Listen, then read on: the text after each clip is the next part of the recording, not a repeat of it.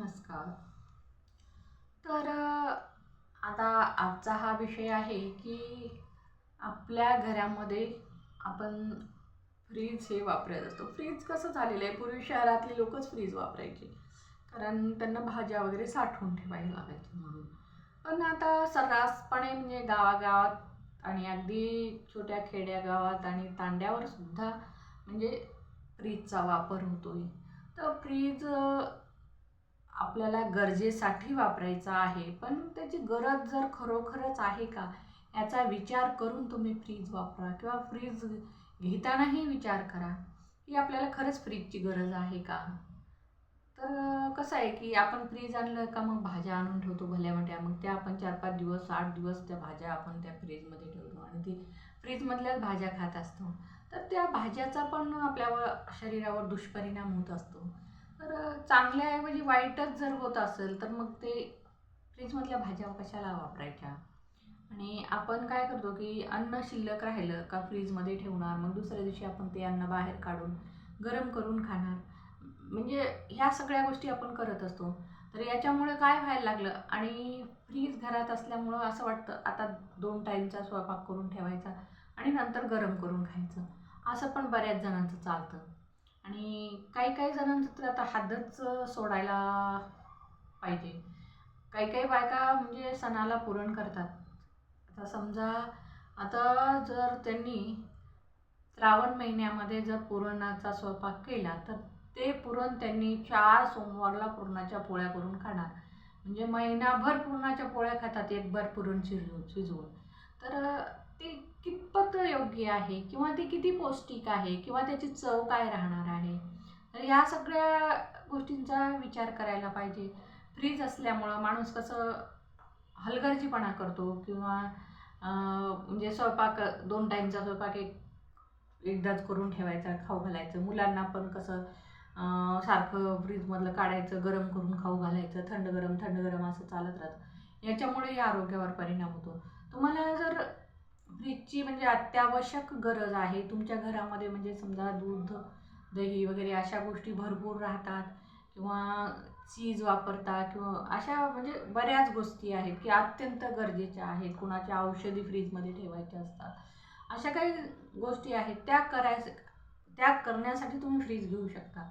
पण जर गावामध्ये असताल तर तुम्हाला फ्रीजची गरज नाही, कारण तुमच्या शेतामध्ये दररोज म्हणजे ताज्या भाज्या येत असतात. रोजच्या रोज तुम्ही भाजी ते तोडून आणून तुम्ही भाजी करू शकता. तर अशी कंडिशन असताना तुम्ही फ्रीजचा वापर करून रोगांना का निमंत्रण देता. आणि कसं आहे की आता उन्हाळ्यामध्ये आपण जेव्हा गार पाणी प्यायचं असतं तेव्हा फ्रीझरमध्ये बाटल्या ठेवतात. बाटल्या ठेवल्याच्या नंतर त्या बाटल्या काढून अगदी बर्फ झाल्यासारखं असतं, तरी ते लहान मुलं पाणी पित असतात. मग काही वेळेला कसं असतं, घशाला इन्फेक्शन होतं आणि आजारी पडतात, अशाही गोष्टी होतात. तुम्ही फ्रीजपेक्षा जर माठाचा उपयोग केलात, माठाला जर तुम्ही एखादा कपडा बांधून जर ठेवलात तर अगदी फ्रीजसारखं पाणी होते. अगदी फ्रीजसारखं जरी नसलं तरी जेव्हा जे शरीराला जितकं लागतं तितकं गार पाणी मिळतं. तर गरज असली तर फ्रीज घ्या, वापरा. पण फ्रीजपासून किती रोग होतात याचाही विचार करा, आणि फ्रीज घेण्यापूर्वी त्याची पूर्ण माहिती घ्या, आणि ते फ्रीज कसा ठेवायचा, कुठं ठेवायचा. कारण आत्ताच ह्या 8 दिवसांमध्येच एक ॲक्सिडेंट झाला एका मुलीचा, आणि खूप मोठा ॲक्सिडेंट झाला. तिला ऑपरेशन वगैरे करावं लागलं, कारण आता फ्रीजचा स्फोट झाला. ती दार उघडली आणि स्फोट झाला. कशामुळं झाला माहिती नाही, पण झाला. तर जेव्हा आपण फ्रीज वापरतो तेव्हा तो भिंतीपासून कमीत कमी म्हणजे एक फूट ते 1.5 फूट ते भिंतीपासून अलीकडं ठेवायचा. गॅसच्या जवळपास ठेवायचं नाही. अशा बऱ्याच गोष्टी आहेत, त्या तुम्ही सगळ्या अभ्यास करून तुम्ही फ्रीज वापरा. पण गरजेचं असेल तर फ्रीज वापरा, अन्यथा फ्रीज वापरू नका. फ्रीजमुळेही अनेक घातक रोगांना म्हणजे बळी पडतो आपण.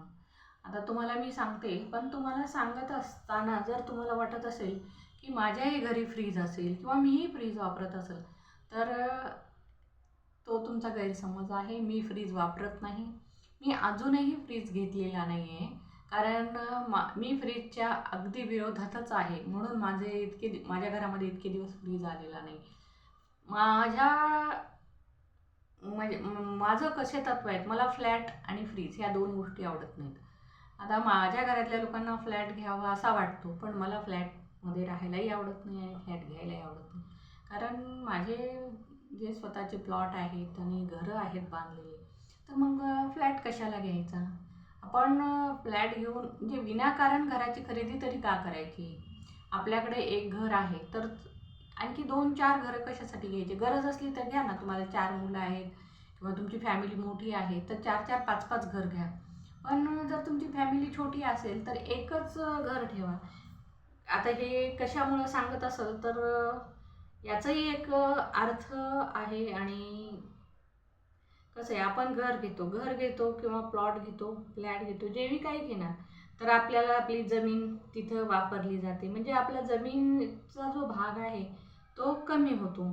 पिकणारी जमीन कमी होऊन जाते. तर पिकणारी जमीन ही कमी करू नका. तुम्हाला गरज असतील तरच प्लॉट घ्या आणि फ्लॅट घ्या, घरं बांधा. पण केवळ इन्व्हेस्टमेंटसाठी प्लॉट घेऊन घरं बांधून ठेवू नका. आणि घरं आता बऱ्याच ठिकाणी मी पाहते की एका व्यक्तीचे 8-8, 10-10 घरं आहेत. तर त्यामुळं काय होतं की जमिनीचा भाग वापरला जातो, पिकाऊ जमिनीचाच. आणि पिकाऊ जमिनीचा भाग वापरला गेल्यामुळं आपल्याकडे जमिनी कमी कमी होत चाललेल्या आहेत. सर्व लोक शहराकडे जात आहेत. आणि कसं आहे की आणि लोक शहराकडे जात आहेत, तिकडं म्हणजे काम भेटतं. पण जे कंपन्या वगैरे आहेत ते खेड्याकडे येत आहेत, कारण गावाकडे येत आहेत. त्यांना जमिनीची गरज पडते. मग त्या कंपन्या येऊन गावातल्या जमिनी काबीज करत आहेत आणि तिथं मोठमोठे कारखाने होत आहेत. त्याच्यामुळं प्रदूषण वाढतं. तर या सगळ्या गोष्टीचा विचार करा आणि साधं जीवन जगा. साधं, सोपं आणि सरळ जीवन जगा. त्यामुळं काय होईल की आपण आजारमुक्त राहू, रोगमुक्त राहू आणि इतरांनाही रोगमुक्त ठेवू. तर आपण जेव्हा आपला विचार करतो तेव्हा आपण समाजाचाही विचार करायला पाहिजे. आपण समाजाचं पण काहीतरी देणं लागतो. आपण या समाजात राहतो म्हणजे आपली या समाजाशी काहीतरी बांधिलकी आहे. त्यांचं आपल्यावर काहीतरी म्हणजे उपकार आहे. तर त्या उपकारासाठी तरी आपण काही काही गोष्टी टाळायला पाहिजे. जसं की प्लास्टिकचा वापर आणि फ्रीज आणि जे आता विद्युत उपकरणाविषयी जे म्हणते, तर विद्युत उपकरणं ही कमी वापरा. कारण विजेची बचतसुद्धा देशासाठी तेवढीच गरजेची आहे. पैशाची बचत, या सगळ्या गोष्टी आहेत त्या देशासाठीच असतात. आपल्याला असं वाटतं की हे आपण आपल्यासाठी करतोय किंवा आपण कुणासाठी तरी करतोय, नातेवाईकासाठी करतोय, असं नाही. तर आपण आपल्यासाठी करतो, आपल्या देशासाठी करतो. आपल्या देशासाठी जे होईल ते करा. तर तुम्हाला वाटत असेल की ही देशाविषयी काय बोलते. प्रत्येक गोष्ट आपली ही देशाशी निगडीत आहे. म्हणजे कसं आहे की घराशी, गावाशी, शहराशी, राज्याशी, देशाशी ह्या निगडीत गोष्टी असतात. आपला संबंध पूर्ण जगाशी असतो. म्हणजे आपण केलेल्या गोष्टीचा परिणाम हा जगावर सुद्धा होत असतो. म्हणून आपण काही काही गोष्टी करत असताना किंवा काही वस्तू वापरत असताना विचार करून करा की उगं काहीतरी आपण शोसाठी किंवा यानं घेतलं म्हणून आपण घ्यायचं, त्यानं घेतलं म्हणून आपण घ्यायचं, असंच करू नका. तर असं करण्यानं खूप मोठं म्हणजे नुकसान होतं. म्हणजे आर्थिकही नुकसान होतं आणि आपल्यावर कर्ज होतं, म्हणजेच आर्थिक नुकसान आहे. आणि अशा वस्तू घेतल्या समजा प्लास्टिकच्या किंवा फ्रीज, अशा कुठल्याही वस्तू, AC वगैरे अशा गोष्टी गरज नसताना जर तुम्ही वापरत असाल तर ते तुम्ही नुकसान करताय. केवळ पैसा आहे म्हणून या गोष्टी करायच्या नाही की पैसा आहे म्हणून फ्रीज घ्या, AC घ्या किंवा 4 व्हीलर घ्या. आता बऱ्याच जणांच्या घरासमोर मी आजकाल 4 व्हीलर पाहते. त्यांची घरातली 4 व्हीलर कमीत कमी महिना बाहेर निघत नाही. मग त्या 4 व्हीलरचा काय उपयोग आहे. तरी पण 4 व्हीलर घेतात. पण 4 व्हीलर घेत असताना ते 10 ते 15 लाखाची 4 व्हीलर असते आणि ती आपल्या घरासमोर अशी फक्त खाली बसून असते, निपचित बसलेली असते. तिचा काही उपयोग नसतो. आणि उपयोग करायचा म्हटला तरी मग कसं असते, मध्यमवर्गीय लोकांनी जर गाडी घेतली 4 व्हीलर तर ते इतका विचार करतात पेट्रोलचा, मग त्यांना बाहेर फिरायला जाताना 10 वेळा विचार करावा लागतो. तर अशा गोष्टी विचार करत बसण्यापेक्षा आपण 10-15 लाख रुपये ठेवायचे आणि पेट्रोलचा विचार करायचा. जर असं असेल तर 4 व्हीलरची गरज नाही असं समजायचं आणि ती पण वापरायची नाही. आणि गरज असली तर भाड्यानं घ्या ना, महिन्यातून तुम्हाला किंवा 2 महिन्याला एकदा लागत असली तर तुम्ही भाड्याची जर 4 व्हीलर वापरलात तरी तुम्हाला म्हणजे फायद्यात राहाल. आता कसं आहे की शोसाठीच बऱ्याच गोष्टी करतायत लोक. तर शोसाठी आता तुम्हाला परवडत असतील तर करा. कसं असंही म्हणता येत नाही की तुम्ही करू नका म्हणून. आता इंदोरीकर महाराज हे कीर्तनकार आहेत, प्रबोधनकार आहेत आणि समाजामध्ये काही काही अशा गोष्टी घडतात त्याच्याविषयी ते सांगत असतात की बाबा तुम्ही कर्ज करू नका, कर्ज करून मोठे मोठे लग्न करू नका किंवा मोठे मोठे कार्यक्रम करू नका असं सांगतात इंदोरीकर महाराज. त्यांचं काही चुकलं का? तर त्यांचं काही चुकलं नाही, पण त्यांनी त्यांची मुलगी ज्ञानेश्वरीच्या जो साखरपुडा झाला त्या साखरपुड्यामध्ये त्यांनी आवाढव्य खर्च केला किंवा जे काही म्हणजे त्यांनी खर्च केला किंवा दिखावा केला, म्हणजे जे काही आता तिथं गोष्टी घडतात त्या, आता एवढा मोठा हॉल, तिथलं डेकोरेशन, हे ते आता लाखोचा खर्च तर होणारच आहे. पण इंदोरीकर महाराज थोडीच कर्ज काढून ते साखरपुडा केलेले आहे. त्यांच्याकडे पैसा होता, त्यांनी केलं. त्यांनी सांगितलं की तुम्ही करू नका म्हणून, म्हणजे काय त्यांनी करू नये असा भाग नाही आहे ना. त्यांच्याकडे आहे ते करतात, पण त्यांनी कर्ज काढून केलं नाही ना. इंदोरीकर महाराज म्हणतात की तुम्ही कर्ज काढून करू नका बाबा, तुमच्याकडे पैसे आहेत तर करा, पण कर्ज काढून करू नका म्हणून सांगण्याचा त्यांचा उद्देश होता. पण लोकांचं कसं असतं की म्हणजे सांगायला गेलं का टांगायला नेतील जातात म्हणतात, असं आपल्या मराठीत म्हण आहे. तसं झालेलं आहे इंदोरीकर महाराजांचे. त्यांनी सांगायला गेले आणि त्यांना टांगलं नेऊन वर म्हणल्यासारखं झालं.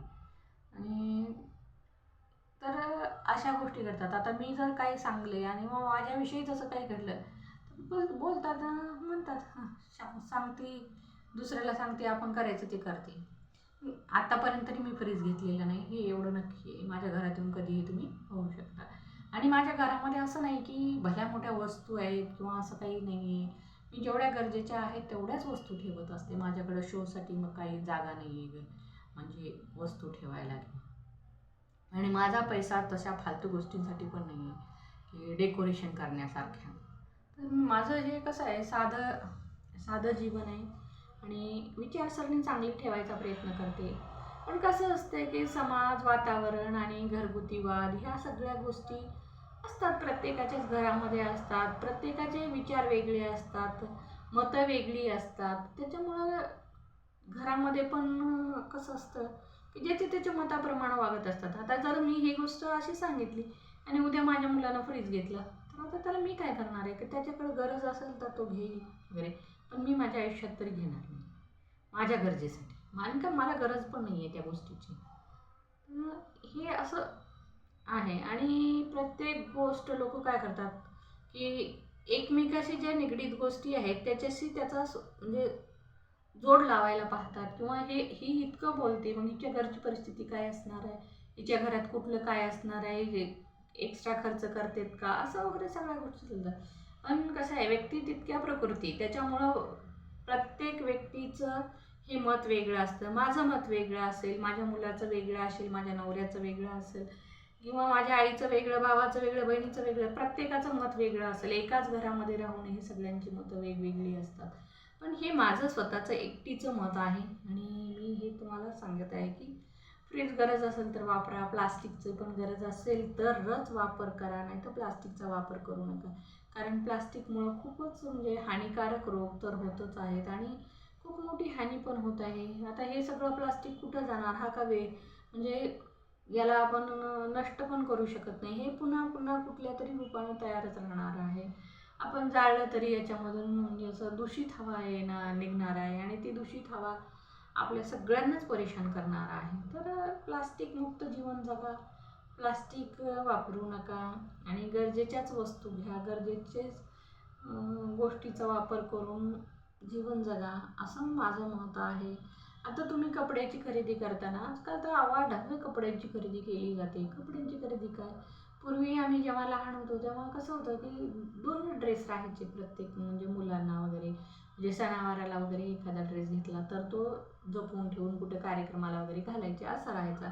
आणि स्त्रियांकडं पण साड्या वगैरे अशा काही जास्त राहायच्या नाही, 2 ना 3 साड्या राहायच्या. पण आजकाल असं पाहिलं जातं की कपाट भरवून आहे. कपाटाचं कसं आहे एक पूर्ण कपाट भरून आणखी बॉक्स भरून ठेवतात, सुटकेस भरून ठेवतात, तरी समाधान होत नाही, आणखी साड्या खरेदी करत असतात. तर अशा ह्या सगळ्या गोष्टी घडत आहेत, विनाकारण खरेदी होत आहे. आणि प्रत्येकालाच मी सांगू इच्छिते की गरज असेल तर घ्या. आणि कसं आहे की आता आपण एखादी वस्तू आहे किंवा साडी आहे, एखादी साडी समजा आता ही साडी घेतली मी, आता ही काही 4-6 महिन्याची फॅशन राहणार आहे किंवा वर्षभर फॅशन राहील आणि ह्याच्यानंतर आणखी नवीन काहीतरी येईल, मग आपण ते नवीन घेत आहे हे कुठंतरी बाहेर पडतात. आणि ह्या पण कशा आहेत, ह्या साड्या वगैरे आजकालच्या ह्या आहेत ना, पॉलिस्टरच्या आहेत. पॉलिस्टर म्हणजे जवळपास या पण म्हणजे असं उपयोगी येणाऱ्या नाही आहेत. ह्या साड्यांना असं टाकूनच द्यावं लागतं. पूर्वी कसं होतं की कॉटनच्या आणि सुती कपडे, सुती साड्या असायच्या, त्या म्हणजे काहीतरी यूज व्हायच्या, पुन्हा फाटल्याच्या नंतरही त्याची काहीतरी गोधडी शिवली जायचे, लहान मुलांना दुपटे शिवले जायचे किंवा कुठं काही म्हणजे असं वापरात यायचे. पण ह्या आता आजकालच्या ह्या साड्या ज्या आहेत ते टिकली वर्क म्हणा किंवा पॉलिस्टरच्या म्हणा, ह्या साड्या बाहेर अशा टाकूनच द्यावं लागतात, कारण याची गोधडी वगैरे पण करता येत नाही, कारण हे थंडगार असतात हिवाळ्यामध्ये, उन्हाळ्यामध्ये गरम होतात. म्हणजे हे वातावरणाला म्हणजे अनुकूल अशा या गोष्टी नाहीत किंवा अनुकूल असे ही कपडे नाही आहेत. तर त्यामुळं कपड्यांची खरेदी पण कमी करावी असं मला वाटतं. तुम्हाला काय वाटतं याविषयी? तुम्हाला जर माझा हा व्हिडिओ आवडला असेल तर लाईक करा, शेअर करा आणि सबस्क्राईब करायला विसरू नका.